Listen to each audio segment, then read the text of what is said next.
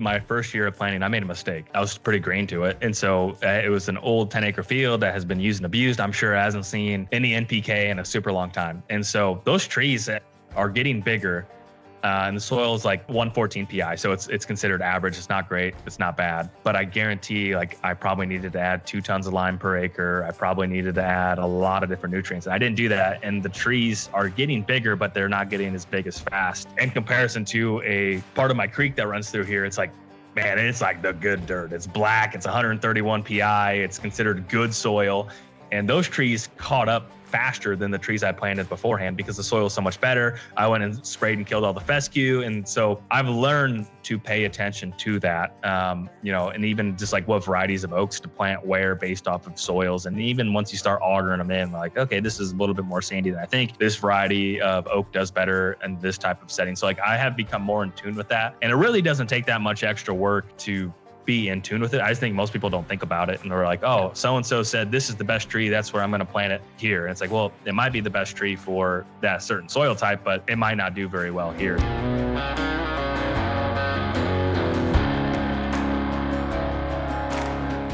Welcome to the Habitat Podcast, the podcast for wildlife habitat management, hunting strategy, and land stewardship. And now, your host, Jared Van Hees. Welcome to the Habitat Podcast. What's up, guys? Jared here, the Habitat Podcast. It is Labor Day weekend. Have a great episode for you here today. We have my good friend, Mr. Jake Hofer, on from Illinois. And we get into all kinds of stuff you should be covering right now. And then we talk about pressure and hunting strategy, how you should, achieve your goals this year. Think a little more. Here we go, Jake Hofer. All right, guys, we should be rolling. Andy, how we doing? I'm doing good. How you doing today? Doing good, buddy. Doing good. Thanks for asking. We have a returning guest, longtime friend, Mr. Jake Hofer. How you doing, Jake? Hey guys, I'm doing great. It's good to see both of you guys. You as well, my friend. Good. Yeah. So what have you been up to? We've been trying to go back and forth. I've been trying to get you on here for a while, and then I just go off the deep end and all the crap that I'm doing. I'm glad we can make this happen. It's good to see you. What's new these days? Staying busy, man. It's kind of the same boat as you, just trying to stay above water. I do have to apologize. I'm getting a new fascia on my roof right now on the side. So if you hear pounding, that is why. But no, man, I've been staying busy selling ground here in Illinois and playing around on farms and just enjoying this beautiful weather too, man. It's like late August and it feels like early October, and it's got me pretty darn excited. Yeah, no kidding. Are you seeing the trail cam activity pick up the last week or so like we are? Yeah, no, definitely have seen some pickup in activity. A lot more people driving around slow across the country here too. Everyone, the coolness in the air has everyone excited, including myself. But yeah, the cameras have been pretty darn active here. Okay. And driving around, people are glassing. And are people still buying land right now? Or like, how's the land side of things looking? It's closed on a piece here today's Wednesday, in 2 days. So I mean, the activity I would say is a little slow. But every time I say that, then my phone starts ringing like crazy. So it seems to be a little bit cyclical, but oftentimes when there's, we get closer to season, that first cold snap, usually activity picks up, but there's not a lot to pick from right now, which I think is part of it. There's some larger tracks that are for sale, but across the board, I would say activity might be a little bit down. And that's just me being real. I wish I could say, oh yeah, super busy. And if you're waiting, you got to do it right now. That's probably not an accurate representation of the market, at least here as of the day. Okay. So with your stuff, if people are buying farms, you bought a couple farms. You're in Central Illinois, is that correct? Yeah, or where exactly? North Central. Okay. For anybody listening who wants to buy a farm in that area, FYI. I've been keeping up with your podcast. I love the market updates that you give, and that's kind of what we're seeing here too. It seems there's more inventory than there has been, but the rates are still up and stuff. So it's really not. They're not flying off the shelves like they used to be. Yeah, I just had this conversation maybe a week or two ago with a farm I have listed for sale. And, a lot of people have been conditioned of low rates, COVID era where everything sold super fast. And before that time period, I mean, a lot of times it was a 60 to 90 day marketing period is about what you could plan on. And I think we're getting much closer to that. I mean, there's still farms that sell really quick, but, I'm not nervous, 60 days in and we're like, man, we don't feel like we have a lot of momentum. Probably means we're maybe not quite priced right, but also things just aren't ripping off the market is the reality. Okay. And are you selling one of your farms? No. It can get bought though. Yeah, no, yeah. Everything's for sale. Yeah. That's right. Yeah. Anyone that wants to buy a good piece. No, it's for a client that I'm working with. Okay, cool. Well, last time we had you on here, one of them was beginning of 23. One of them was August 21, episode 239 and 141 for those who want to go back and hear more about Jake. But give us the quick, elevator pitch of who you are and what you do. Yeah, so I'm just a whitetail guy that is really thankful for my career to intersect so much with my passion. So I'm a land agent here in the state of Illinois. I guess now I could say I'm like a podcaster because that's kind of what I do a lot. So I run the Land Podcast, the Whitetail Podcast, and then doing a mini series on Wired to Hunt Speed too. So I'm 3 episodes a week right now, which is a lot. Wow. And so that's it's been really good to kind of just continue on in the whitetail space, and that's how I would describe myself. Just a whitetail guy and anything related to land.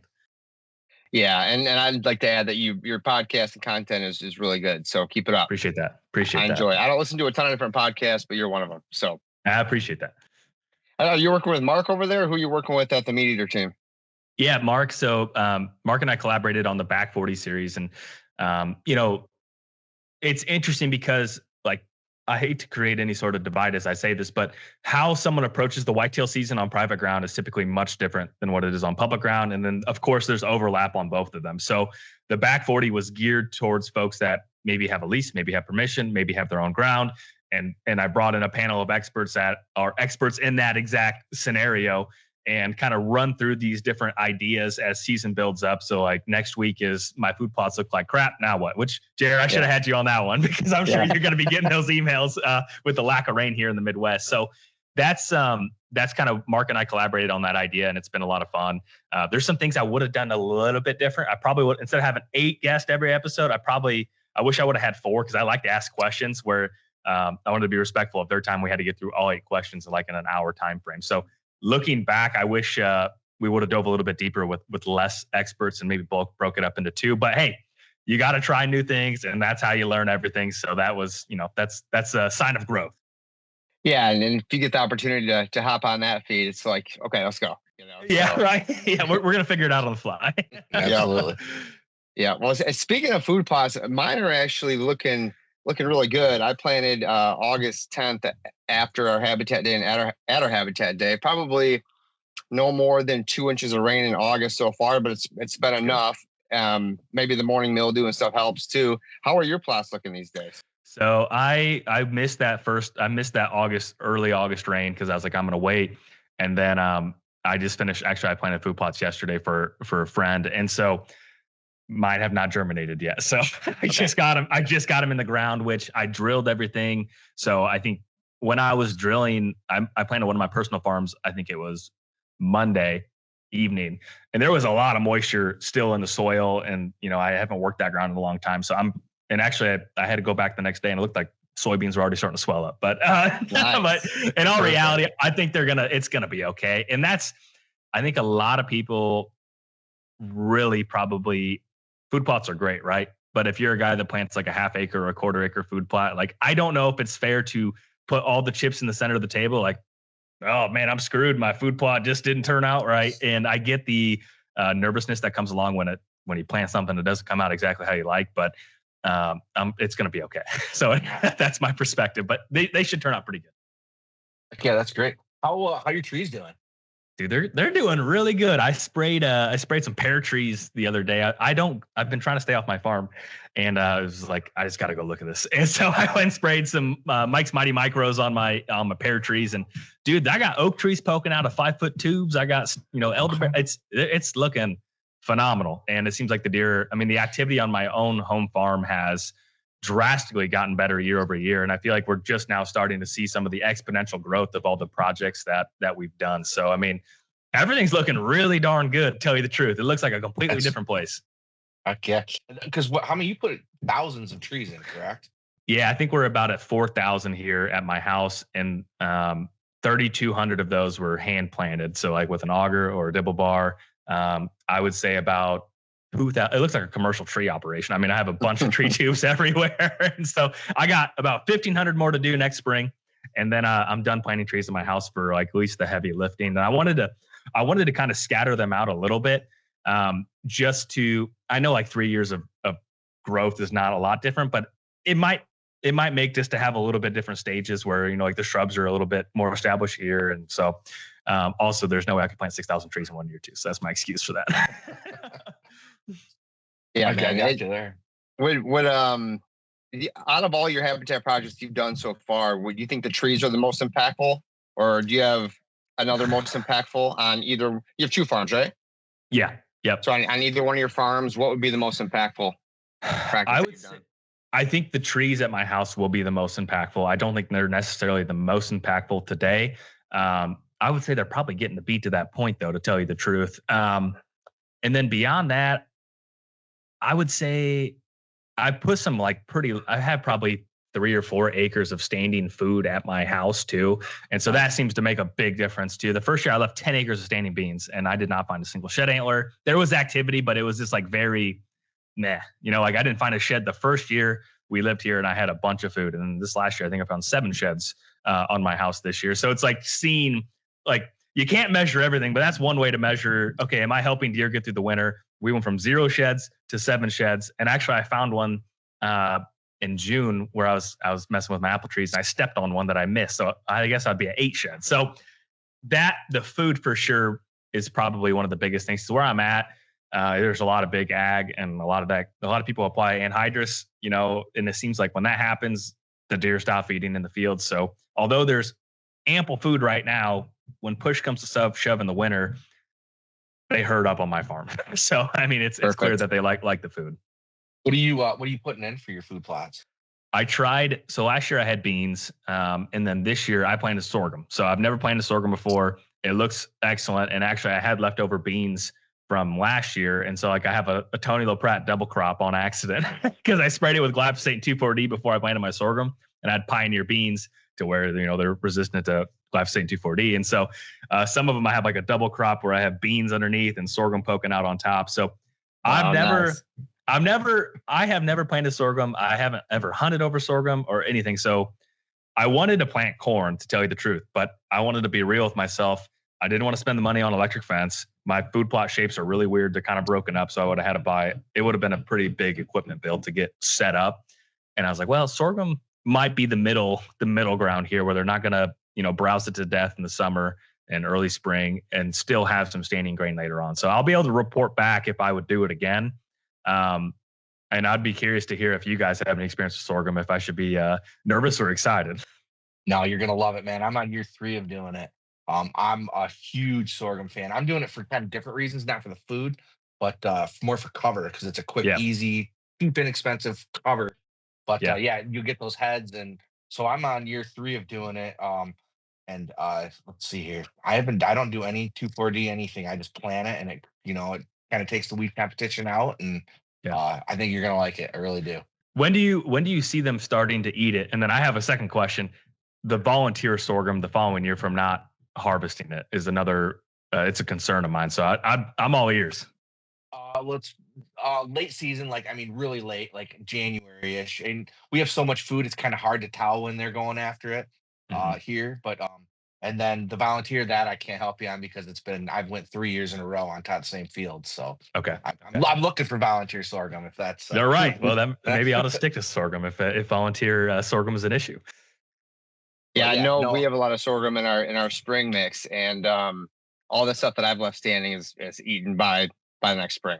So, are you a late season strategy guy here? Is that what you're trying to do because of all the other crops that get cut around you?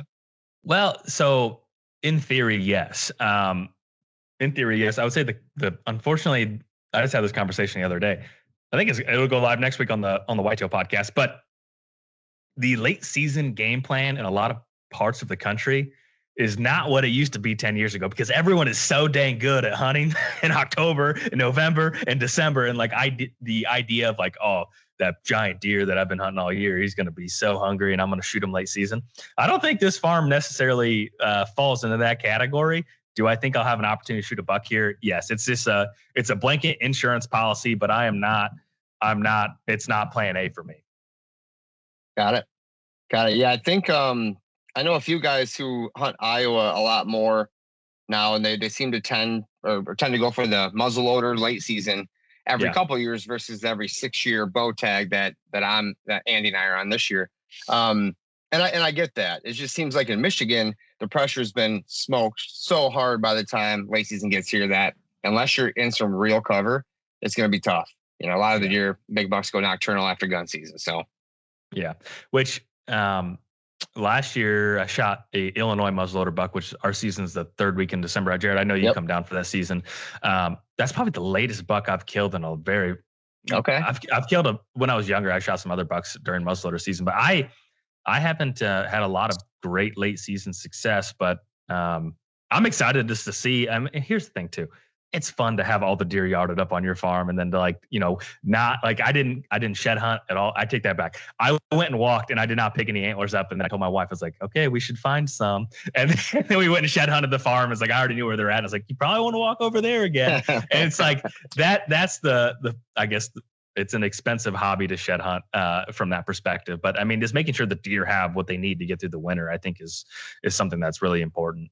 So I drew a late muzzleloader tag for Iowa as well, because I was in the same position where I drew my archery tag in 23, and I'm starting to figure out like, holy cow, 6 years feels like a long time. Yeah. And so I opted to do the late muzzleloader tag. And the other thing too, I live in Illinois. Obviously, it's not Iowa, but I had FOMO in Iowa with an archery tag when I'm in Iowa, and then I'm watching cameras in Illinois, and I'm like, man, I wouldn't change anything for the world, but I kind of have some stuff figured out here where it's like, you know, the deer I was after walk by, and I'm sitting in the stand in Iowa. So that was the other thing too, is like, you can only be in one spot during the rut. And then typically, to your point, after pressure and everything else, Illinois late season is hard. There's people that have really good success with it, but more than likely when the late muzzleloader tag is live in Iowa, I'm probably not missing much here in Illinois. So that's my thought process. Great point, Andy. We might have to think about that next time around, buddy. That's my plan. I'll be 50 now if I can draw it again next time. So isn't that a sick thing? Because I did the same thing. I was like, I'm like, man, my kids are gonna be like almost out of high school. Like, what's going on here? Yeah. It's a sick thought, but that's the reality of Iowa. Yeah, and I got no problem shooting one with a gun or a muzzle loader, so I'm good either way. Yeah. I'm a bow hunter through and through for sure. And even when I haven't shot a deer with a gun with a long time, but this last year I did, and I was like, yeah, it's pretty cool, but I kind of wish I shot him with a bow at the end of the day. But it's super fun. This podcast is brought to you by Latitude Outdoors. Guys, Latitude Outdoors is one of the top saddle hunting manufacturing companies in the world, here headquartered in Michigan. Guys, I've worked with Kevin, Alex, the guys over there at Latitude. I've been using their products for over 3 seasons here at Habitat Podcast. The first deer I shot was that first big buck on the 15 acres out of my Method 2 saddle. That buck, I shot him out of the saddle using the climbing sticks, the platform, everything to get up, and that saddle is just very versatile when selecting a tree. It's the first time I hunted that tree on the 15 acres. I climbed up that day and was able to make the shot and a follow-up shot on that buck in that saddle. Guys, the saddle is so easy to use. You literally strap it on like a seat belt, like a belt. It's all ropes. There's no metal components. There's no tinging and banging and clunking. I wrap it around, I step into it, I cinch it down, and I'm on my way out. You know, I also use their carbon Speed Series climbing sticks. I got those brand new this year. I've been using those all over bow hunting and gun hunting, from public land to private. Very, lightweight, easy to carry, stackable sticks. I ended up putting cell strips on mine and using daisy chains. They compact very well, hang out of the bottom of my pack. And when I'm wearing the Method 2 saddle, I can easily pick any tree in the woods and hunt. Guys, if you're looking for a way to outfit your property without spending $200 per stand, like I'm gonna do on the new 40, I'm gonna prep a bunch of saddle trees and keep the deer guessing on where I'm sitting.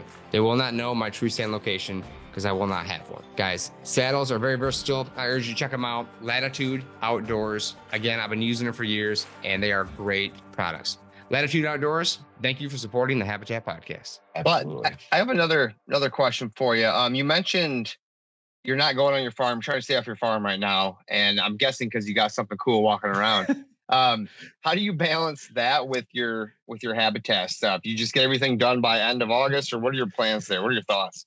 Yeah. So, I mean, thankfully the last 3 years I was like back there all the time because there's a lot of stuff to get done and a lot of things to address. And so I'm kind of getting on the back end of that bell curve where it's like, okay, it's pretty well tuned up.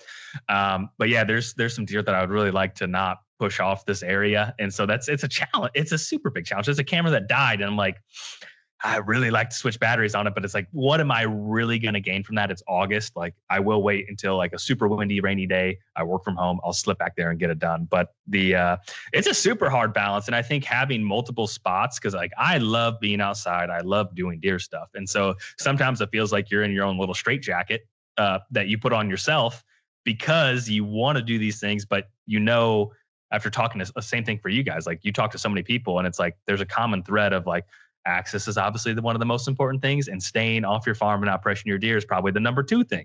And so it's like, okay, it would be disrespectful for me to not follow these guys' advice when they've taken the time to say, hey, whatever you do, don't pay attention to these 2 things. So the balance is hard, man. And so I just try to scratch that itch on other places and where I have other projects going on. So, and I also think too, it's like, if you have to be really real with yourself too, where it's like, there's going to be a couple of years where it's like, I have to get it to this point and then I can dial it back. I think where people fall into a trap where it's like, well, this is what I've always done. And I've had okay success, but it's like, in your heart, you can get it to the next level, but you're looking in the mirror, like you're the reason it's not getting to the next level. And I think that's and with the consultations you do, I'm sure that's some of the hardest conversations. Like, hey man, you're doing like everything right, but you gotta go get a different place to take a walk and I get you enjoy it because I enjoy it so much, but it's like you have to remember what the goal is to some degree.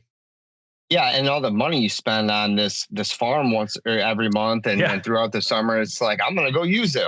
I get it, but it's also what's the end goal? Do you have a drop dead date where you're not going back there? Period. No matter what, rain, wind, doesn't matter. I'm not going in. It probably would be situational, and if I think I'm going to have an early season opportunity would be one thing. I like to have everything wrapped up by the end of August, which I think is most people. Now, let's say we don't get rain and I planted those food plots, then we get a gully washer come in mid-September, I'm going to go overseed the crap out of that food plot. Am I going to go tiptoe around bedding areas where I think they're bedded? Absolutely not.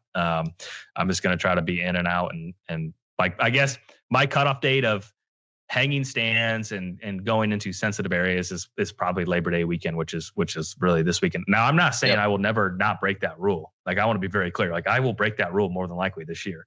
But I try not to. I love it. I think it's because the reason I'm asking is because maybe I'm in the same situation. So I texted my buddy earlier, I've been traveling quite a bit for work and stuff. And I think I said, I want to get a mini excavator out there and install some culverts in the road, put in a water hole. That's kind of a plan B. Retention pond up by the parking area, mock scrapes, more cameras, overseed, get the blind in, and spray some sedge. It's like, son of a bitch, it's already end of August. I know, dude. So I'm going to go maybe a little bit past that and maybe give it, mid-September sounds bad, but maybe first 10 days in September, then I'm out. I'm already getting great pictures. I'm like you. I'm like, I don't want to go back there. Yeah. We just had 45 people back there about 3 weeks ago with Andy and the whole Habitat Day, and the Bucks are back. So go screw them up again. Right. Doesn't sound smart. Well, you got to do what you got to do. And it sounds like some of those projects are pretty impactful to access and everything else. If you're just going back there to fiddle around, Yeah, I mean, be real with yourself, but like you have a punch list, and so if you're asking for permission, Jared, go do it. You got to get it done. Thanks, Jake. Yeah, you're welcome. Andy, am I okay to go? What do you say? Yeah, well, I mean, I've got a little bit of a different take on it where, I live like Jake, live on my farm, but I also live on my farm with, two other family members. So it's kind of there's a lot of activity that happens on our farm. So what I try to do is limit, like, at least let's stay out of the sensitive, back valley with the bedding and all that. We stay out of there come September 1st, not, but I've noticed that if we do, like, the deer kind of habitate to what we've got going on. Where if we're making, because my mom walks the farm every day, and they just wait till she's still laying the fence row, and they'll wait till she goes by, and they'll come back out. So a little bit different situation, but same kind of situation is, I want to stay out of it, but I tried to tether everybody up, but they're not going for it. I get it. Yeah, that's life. That's just the reality of life. Yes. Well, and Jake mentioned tiptoeing around the bedding areas. Yes. And you meant like tiptoeing and or your mom doing her walk are two different things to a deer, right? In my opinion. So I think if you're just, fire up the tractor and you just do your thing and get out, they're used to that versus, sneaking around and then smelling something. It's like, So, so good stuff to cover, guys. Very, Well, I'll tell you a really quick story. Last year, at my home place, there was a deer. I was on the fence on if I really wanted. He was the biggest deer on the farm last year, and I was just like, I had a blind where I wanted to put it, and I just didn't get it done. And so I turned on my tractor. I had my dad come help me, my wife, my mom, and I was like, the tractor is going to remain on the entire time, and we're going to limit our own voices. And this was like the first week of October. And so we put this blind in, and like literally the tractor was on the entire time. I said, we are having a powwow at the shed. We are bringing absolutely every single tool. Like, I'm driving down with the forks, and we're going to get all this done. And we are not leaving or making any extra trips in and back, like back and forth. So that was like maybe the first week of October. A week or so later, hunted that blind for the very first time. And I passed that deer that I wanted, like I set it up for. And he broke a tine, and he looked better on camera. And I was like, okay, so you got away with something there. Now, was he bedded, like, was that the first time he went back on my farm, since that date? I have no clue. But I think there's a good way to do it and a bad way to do it. And if you're scatterbrained and you got to, oh, crap, this broke, or we forgot this, and that's, we'll have to get this new part tomorrow, or wait for something to show up on Amazon. Like, that's a lot of times me, but it's like just knowing the potential impact of not doing it right. Like, it's still not plan A, right? But I think that likely made a big impact where it's like, we're not walking elsewhere, like right here. Bring a truck, bring a tractor, everything stays on the entire time, in and out. Yeah, great advice versus the 17 trips or even 2 or 3 trips. The deer think you're gone, they get up, they start to browse, boom, you're back again. Doubling the stress, right? That's super interesting. I like that idea. Now, do you have different approaches on your farms based on the soil type? Are you planting food plots and grasses and trees in different areas based on the soil type? I know you talk about soil indexes and stuff on your podcast quite a bit. Tell me about how that plays a role. Yeah. So when I made my first year of planting, I made a mistake. And I was pretty green to it. And so it was an old 10-acre field that has been used and abused. I'm sure it hasn't seen any NPK in a super long time. And so those trees are getting bigger. And the soil is like, I know if there's an Illinois listener, it's like 114 PI. So it's considered average. It's not great. It's not bad. But I guarantee, like, I probably needed to add 2 tons of lime per acre. I probably needed to add a lot of different nutrients. And I didn't do that. And the trees are getting bigger, but they're not getting as big as fast. In comparison to a part of my creek that runs through here, it's like, man, it's like the good dirt. It's black. It's 131 PI. It's considered good soil. And those trees caught up faster than the trees I planted beforehand because the soil is so much better. I went and sprayed and killed all the fescue. And so I've learned to pay attention to that, and even just like what varieties of oaks to plant where based off of soils. And even once you start augering them in, like, okay, this is a little bit more sandy than I think. This variety of oak does better in this type of setting. So like I have become more in tune with that. And it really doesn't take that much extra work to be in tune with it. I just think most people don't think about it and they're like, oh, so-and-so said this is the best tree. That's where I'm going to plant it here. And it's like, well, it might be the best tree for that certain soil type, but it might not do very well here. So that's something I've definitely paid more attention to and have learned from my own mistakes. But it's like, I'm sure you guys get, it's like you hear something, you learn something, but you can't listen to how to play a violin and then be like, one day I'm a master violin player. I know it's such an obscure example, but deer habitat is the same way. Like you kind of got to get some dirt on your hands and make some mistakes because it's the only way to learn. At least maybe I'm dumb, but that's how I learn. Well said. Can you break down that PI rating that you're talking about for guys like that don't really know what you're talking about? Yeah. So every state has, Illinois is strange. So like Iowa, it's a CSR2. And so like every state has maybe a nuanced soil rating. And so it's typically for farming in terms of productivity on what you could potentially get for yields based off of the soil rating, and the value is tied to the rating. So in Iowa, it's CSR2, Illinois, North Dakota is off the PI scale. I don't know what Michigan is. There's like a national index too, which I've always said like I wanted to create like a calculator where like you could compare like, a 90 CSR2 in Iowa is equivalent to a 142 PI in Illinois. I'm sure I could do it in AI in like 10 seconds now, but I haven't done it.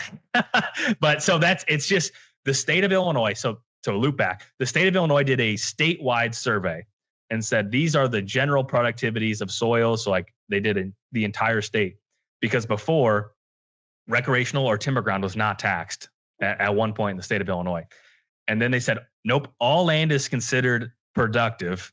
This is a way to get more taxes. All land is considered productive. And even if it has a 70 PI and it should be a gravel pit, it still has productivity and it still has value. So we're going to tax it based off the soil rating, because that's a huge misconception. People start running calculations on property taxes. What I'm telling you, like, well, the tax rate for this county is 7.5%. I'm buying a farm for $1 million. My taxes are going to be $71,000 a year. Well, no, it's based off of the soil rating.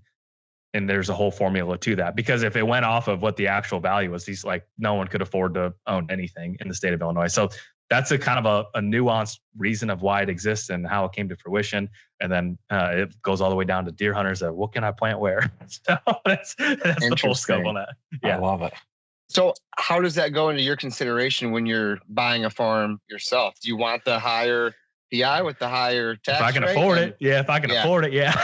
Bigger bucks, better trees, better crop, better yield, right?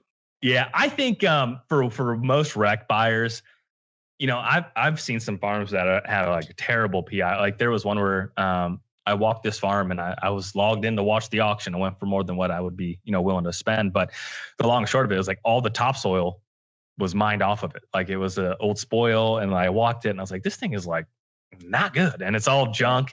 But I still would have bought it because it was like in a really good neighborhood. So I don't think there's a hard and fast rule. Obviously, better soils is great, and I think just being able to look at here's a good example. I like trees. So like typically the quality of trees where there is good soil. So like what God planted on these, like whatever came up over the last 100 years, like the quality of timber and everything else is much better in these richer soils. And then you get up on a north facing slope or south facing slope where it's like 80 PI. So like not good. And the trees just look more scraggly. They could be just as old as the trees in the bottom, but they just haven't had the nutrients or sunlight and all the different things that make it a high quality, piece of timber. So it definitely goes into consideration, but I wouldn't be willing to stick my neck out and say like, oh, it's a hard and fast rule. Like I only buy farms that have a 110 plus PI rating. But it's something to certainly consider. And I think that's the other thing too, when you look at, it sounds silly, but I look at the soil maps on every single farm, period, point blank, because even if it's maybe it's an old pasture and it's like, man, I think I could make a really good food plot there. And then it has like 120 PI or 130 PI. It's like, man, I bet you I'd have a really good food plot there versus it's 90. And it's like, man, I could get something to grow, but it's not going to be maybe at the expectation that what people would think like, oh, it's this open ground. It's going to be great because it's open. Like it's just one more layer to get an educated guess on what to expect. That's great advice. And you said auctions. Are you doing all your stuff on auction for your personal side of things? No, I still sell traditional listings, and I mean, if you're buying, I will. Yeah, I mean, absolutely. I think I think auctions may be something to pay more attention to than maybe even 2 years ago. I think it's something that people really need to pay attention to. The intimidation factor of an auction is something to certainly consider if you're just getting started out, because even these web, I had a friend that was bidding on an auction, and he texted me and I was watching the link. I was like, dude, I'm not even bidding and I'm a little nervous. Like, like just these auctioneers are so good at like getting your, heart rate over. Hey, this is the last chance you're ever going to buy this farm. All right, here we go. We're going to sell it here in 2 seconds. And you're like, dang, dude, I have zero intention of buying this and I'm nervous. But I do think you have to just be really realistic. And it's even more important to have the financing and everything lined up beforehand, because when they drop the hammer, you got to write a check for the earnest money. It's typically 10% of the purchase price. And there is no sorry, Charlie, I can't get financing. They take your money and run. So it's like, as they should, because you took the farm off the market with someone else that would have potentially paid that amount. So you just got to really have your ducks in a row. But I do think it's something worth paying attention. And it is probably the most effective way for someone that is not an agent or watches the market, watches the market all the time. Like, that's what that farm was worth that day. They marketed it. Everyone that wanted to buy it was watching it that day. And the number that it went for is what that farm is worth. And so it's a great way to get up to speed with what things are going for. A lot of times on an auction piece, you can go walk it. And I think that's another great thing for someone to get an idea. It's like, hey, I'm going to go walk this and I'm going to see what it looks like. Is it full of honeysuckle, autumn olive? Is there giant ravines? Is this farm amazing? What is this farm going to bring? So that's the quickest way for someone to get an idea of like, oh yeah, I remember that farm last year went for this at auction. And this farm over here went for that at auction. Like, you don't have to walk all of them, but that is super effective way for someone to get in tune with what things are really going for. Are these like foreclosure auctions, or are these just, regular for sale? Yeah, just for sale. Auctions were super popular when the market was constantly getting reset. Cause like, you call me and say, hey, what's my farm worth? And I'm like, well, I think it's worth this, but there's an auction in 2 weeks that may reset that. And so at that time, it was like resetting the market on the way up.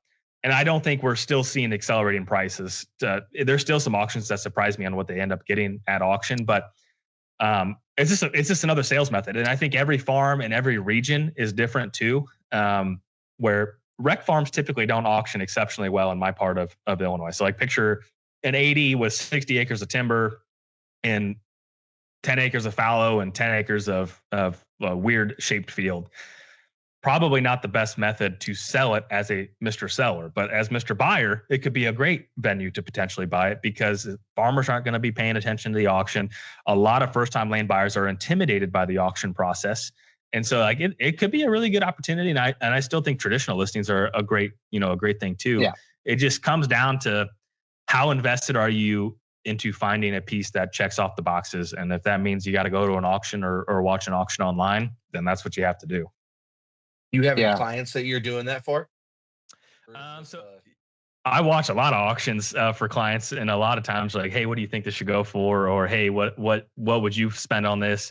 And a lot of times it's just friends, and it's like, I'm not representing them in any facet as an agent, but I feel like I get roped into being a coach on some auctions every now and then, which is fun. Like, I enjoy it. It stimulates the brain to pull comps and say, hey, this is the range of value I think it is. It could go for more. I doubt it goes for less. And usually it falls within, pretty close to the parameters. And then, I get calls too. Hey, Jake, I'm watching an auction right now. Are you by your computer? And like, and I was like, dude, you should buy that. And then they never do. And then they're like, oh, I should have bought that. I should have bought that. That went super cheap. And I was like, you called me. I said this is a no-brainer buy. So it's the full spectrum of that, which is funny. Have you ever been in a hurry to get a bunch of expensive seed down and not know exactly how much to put down? Or you get it down and you run out before you're halfway across the field? I have, and I'm done with it. I'm now using the Downburst Seeder DS860 drop seeder. Guys, I've been using the 860 now for 2 years, and this thing is bad to the bone. All aluminum, handcrafted here in Northern Michigan. I will be planting switchgrass with mine. Doug and I were talking today about, prepping the ground for switchgrass, getting it on. Switchgrass is like $180 for 10 pounds. That's pretty expensive seed. I'm not just going to willy-nilly throw it out there. So my Downburst behind my ATV or tractor or side-by-side will be exact, 99% accurate with this seeder. for any sort of expensive seeds. You can run any of our Vitalize mixes through there. You can run expensive seeds like alfalfa, clover, brassicas, and get exact rates. Don't end up with golf ball sized turnips anymore. Get the correct rate down and don't waste your money by wasting seed. Downburst DS860 drop seeder, brand new code HP100 at checkout. HP100, $100 off a Downburst seeder. Check them out at downburstseeders.com. So, Jake, let's get back to a little habitat or your farms here. If you're measuring your success in your farms, how do you do that? Are you looking at, age structure, inches on the antler, harvest results, wildlife health overall, natives? What are you looking at? Like if you go to sell your farm and you want to list it for the highest price you can, what's that going to look like? What's that listing going to say? That's an awesome question. I would say, like as I'm measuring success is like, okay, so what you don't measure, you can't grow. So what I mean by that is like, okay, so what is it today? And then like how many mature bucks are on the farm throughout a season? And then how many like the shed antler example is a perfect one. What's the amount? See, here's the thing too. Some people do not care about habitat. They only care about big deer. And so it's like, and then there's some people like through podcasts where people are way more aware of like all these kind of holes in the bucket of things that typically 10 years ago, people just didn't care about. So the evolution of what is a good farm has, I think, changed a little bit for the broader market of the population. I think the guys that have known it for 20 years, they've always known it. And they would say like, yeah, I wouldn't buy that because of this, this, and this. But there's more like everyday people, myself included, that are way more in tune with things that are less attractive or potentially a deterrent for a farm. So I think of if I'm going to sell a farm, which I haven't sold anything I bought here in Illinois because I love every piece of ground. But if I were to do that, it's like, okay, how many mature bucks are on the farm? What is the natural response of my projects? Am I having more does, more fawns, more bucks, more mature bucks? Am I finding more shed antlers? What's the regeneration of growth for oaks, for example? And so I would say it's kind of a holistic approach of everything. But if we had to be honest with ourselves, how many big deer on the farm? Because that's really at the end of the day, if someone's bringing out their checkbook to buy a farm, they can love all these other things. But if the farm is the most pretty big tract and it has 2-year-old bucks on it in Illinois, probably gonna be pretty hard to find a buyer. That's just the reality of it. So I think a lot of times it's just making it a better habitat. And like last year on one of the farms, I only hunted it a couple times, and there was a deer I probably should have hunted after it, but I was like, I'm just basically giving that farm an entire year break. Looking at the cameras this year, I felt like that was a pretty good decision because it's like there's more mature bucks. It's looking excellent. And so I think that's another thing too, is like, doesn't necessarily tie into your question, but like having a lot of spots to go. Like we're finishing up the Back 40 series. And if anyone's listened to it, all of them said, you got to have a lot of spots. You got to have a lot of spots. They all said it in their own words because it's like the guys that have one spot and they hunt the crap out of it. They're doing themselves so much harm from the value perspective because they're going to be less mature bucks. They're going to settle on shooting a buck that they might not be full-heartedly excited about. They may say they will be, but they shoot it and they're like, yeah, he's pretty good. Like, yeah. And it's like, it's a trap that you can fall into. And so those are just all things that, I know that's a super long-winded answer, but those are all things I consider. Okay. I love it. I got to follow up then. Okay. How did your farm, let's pick either farm. How did it look when you started? How many mature bucks? They've actually both been pretty decent, honestly. I would say my home farm has gotten a lot better in terms of activity of mature. It used to feel so random and like in the beginning, I want a benchmark, and then I'm going to hit you with the. Yeah, I would say the very first year, ironically, was a pretty good year. Unfortunately, neighboring pressure, they all died. So like there was this got wiped out. So really, I would say that was, and I walked into that situation, right? So I don't think that's a fair way to say it. So after that fall, so I bought this place in September of 21. Let's call it January of 22. There was probably no deer over 3 years old. Now we're getting some that are, I would say, there's a pretty damn good bachelor group hanging around. I'll say that. Right. So I'll just say that. And so like, I think it's related to what I've done and also what the neighbors have done too. I mean, for example, there was a part of the field, the very first time I was here, I talked to my neighbors. I've known them for a long time. And there's a part of the farm where they're like, I don't know why they didn't sell it they didn't include that with what you bought. And I was like, yeah, I'll buy it right now.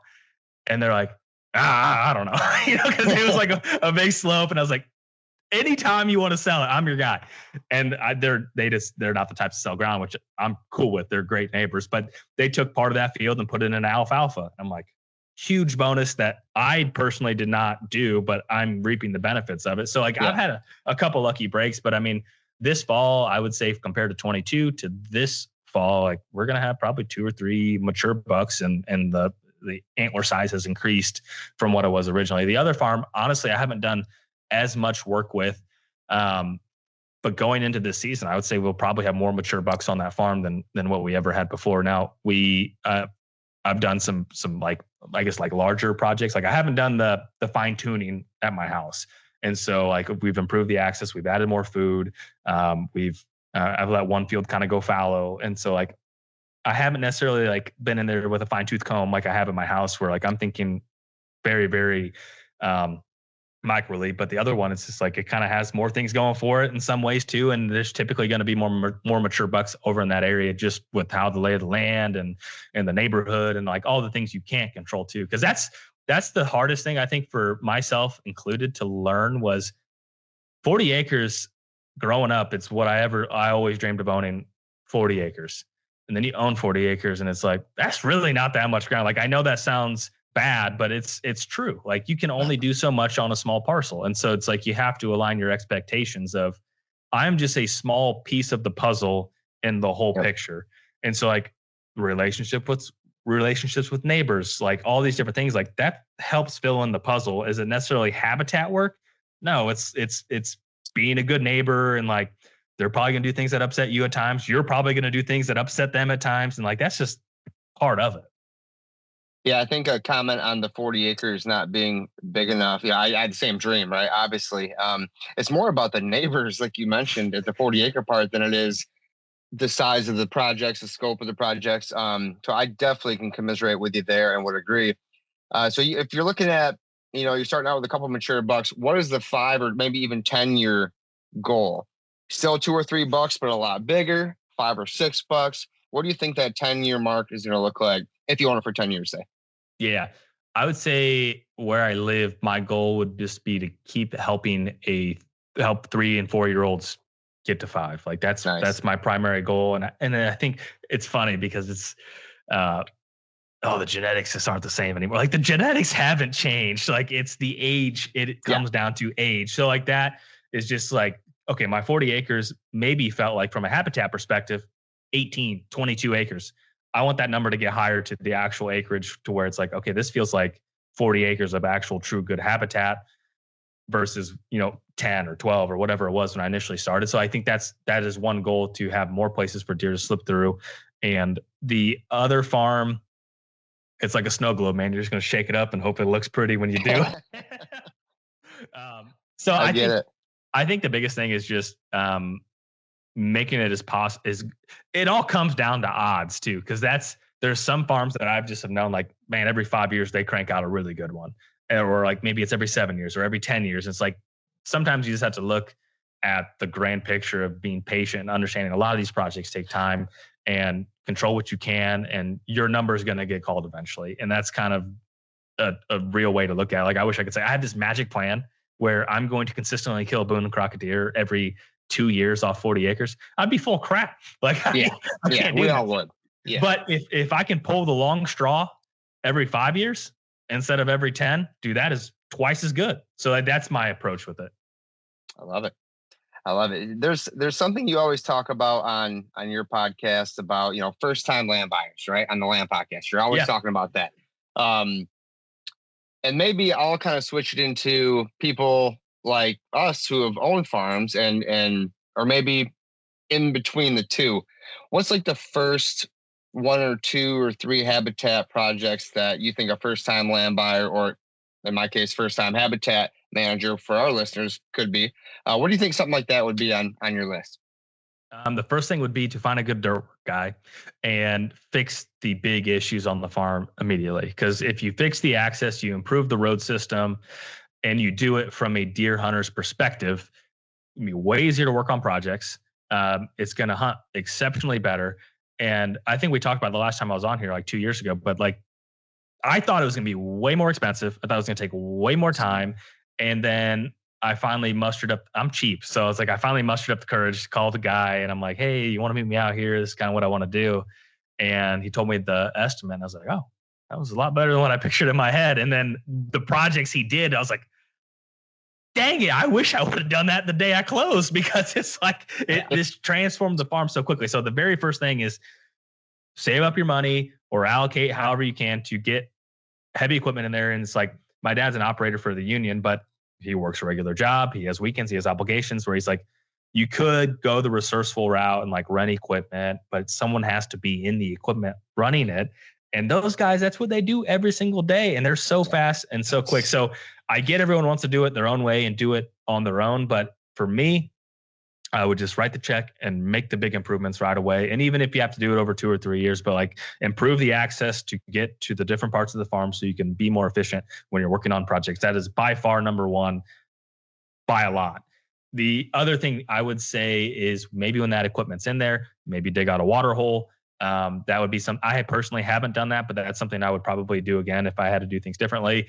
Another one would be thoughtfully putting in food plot locations, not just because it's an open area, but really thinking about that. Or maybe it's 0.75 acres. And if you push back some junk, you can get it out further, still leave some edge. Cause I see that a lot where people are like, I can get 10 more yards of food and get rid of all this soft edge cover that looks awesome and is regenerating beautifully. But I get a patio size more of food. Like, it's not going to make a difference. Like, I would much rather have the edge habitat. So food while the equipment is there. And then the third thing, I would try to make a couple really good stand locations, enhance some of those stand locations or blind locations. And then probably the most important thing is like, and I've learned the hard way, like, try not to overpressure the farm. Like, I get it. When you are, and you guys have all experienced, like when you finally cross the finish line, you buy the farm, it is a dream come true. Like, you had to work so hard, you had to make so many different sacrifices, and you want to go out and celebrate on that piece of ground. But then you have to revert back, like, why did I buy this? I want to have better hunting opportunities. And you, unfortunately, I don't think you can have both.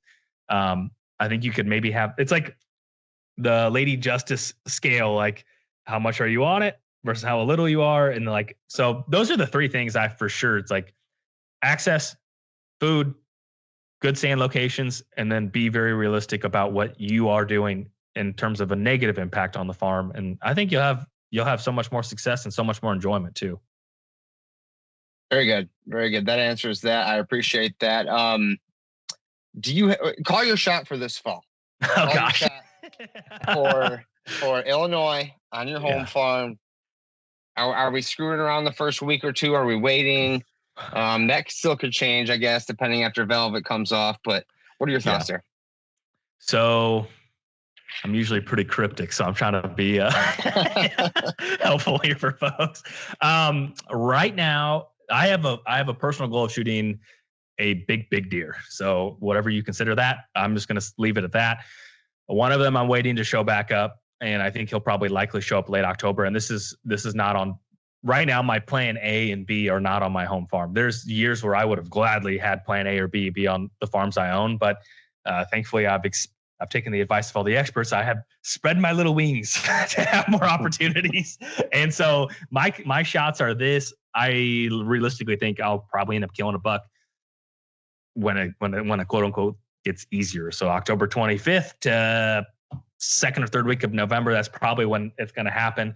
Part of that is based off of, so last year, this is actually a funny story. Last year, super busy in the fall. If people know my life of what last year was like, they would understand. But anyways, on a phone call, like, I wanted to go and hunt the spot, and I scouted it previously.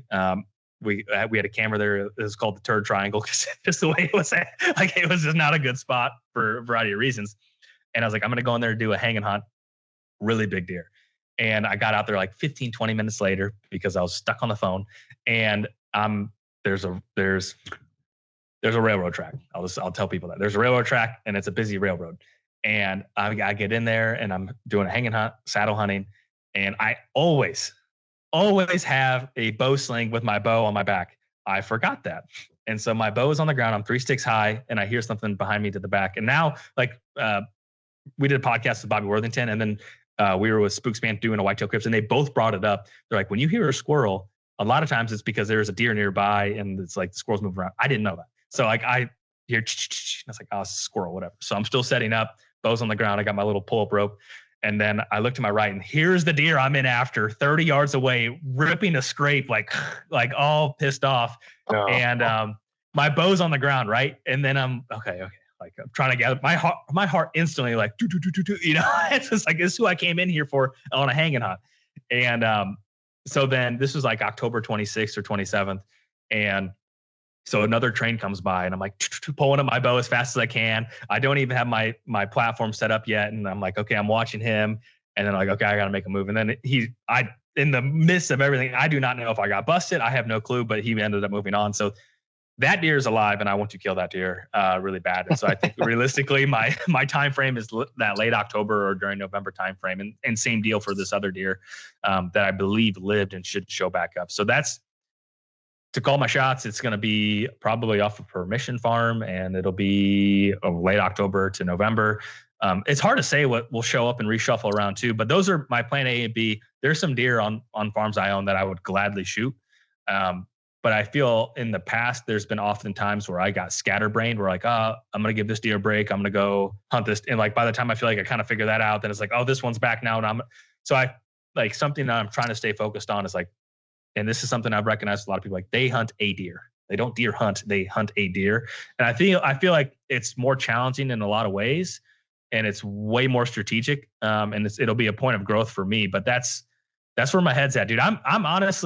I'm very excited about this upcoming fall for, all the reasons I just mentioned. Like I'm stoked. Real quick follow-up. That I hope you nailed that big boy, dude. That's me too. Great story.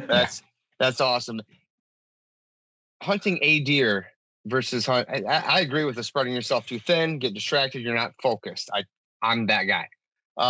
But all these different spots, have more spots. How those are good. Right. Yeah, I think a lot of people are trying to find like the hardest part. I still don't believe this. The hardest part is finding a big deer. I can find big deer every now and then. Killing them is still really hard for me. Gotcha. Yes. But I think the idea is to find different areas to not be tempted to shoot maybe a deer you're like kind of halfway excited about. So I think that's the basis of that. And so, yeah, it's interesting. And that's what's funny about that. I hunt that farm with a friend, and historical data, right? So we had a camera up there the year before, and then it was a standard camera. We pulled it at the end of the year, and that deer was in there, like, I think it was November 7th. And I had an auction. I was representing a family, and I had to have a conference call with all of them. So I was like, I couldn't be in there. Like, it was a go in there all day type spot. And I told my friend, he hunted there on the 6th and he got busted. And I was like, dude, still go in there. Like, it was super windy that day. He did not know what happened. Go in there the next day. And he's like, no, I screwed that up. And then I'm on the phone with like a whole family, like talking about the auction next week, expectations, the amount of phone calls, like, just doing my job. Right. And that was like, sure enough, it was like 11 o'clock, almost exactly to the time the year before. And that deer was back in their head face in the scrape. I was like, dang it. So that deer's got my number. So I'm pretty excited to hopefully have an opportunity at him. We'll see. I love seeing that excitement for you. What are your plans other than that? You're going after that deer. You've got your late muzzle loader in Iowa. Anywhere else?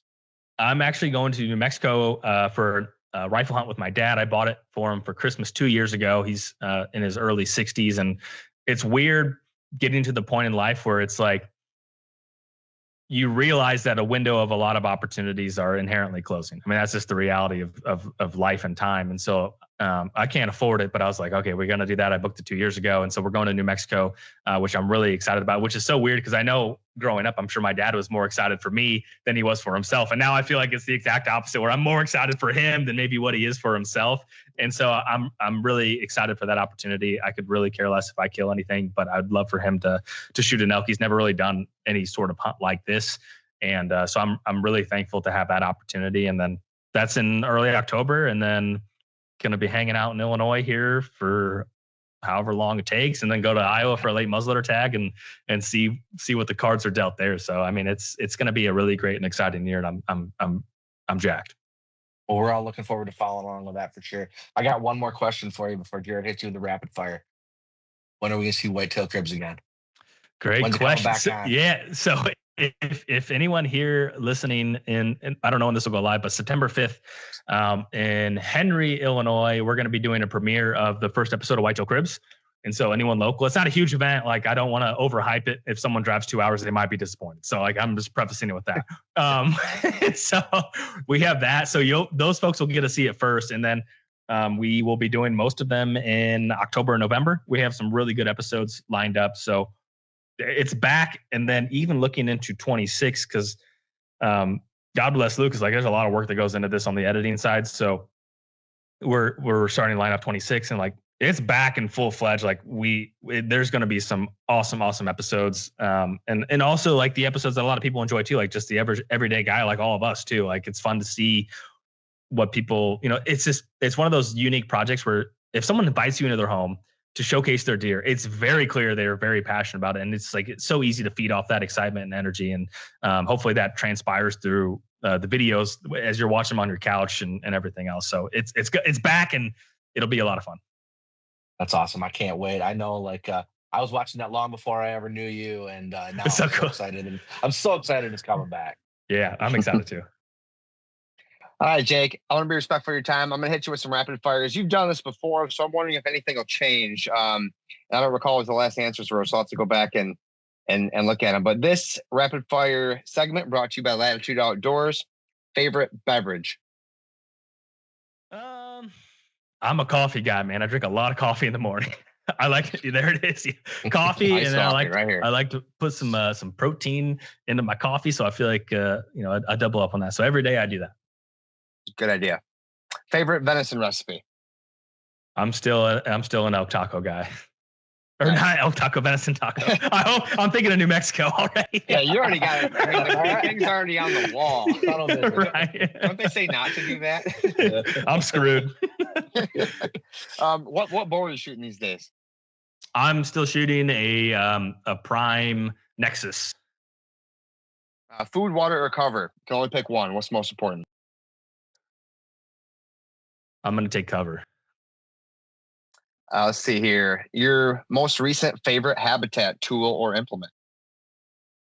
I just rented the drill from the Soil and Water District, and that thing is nice.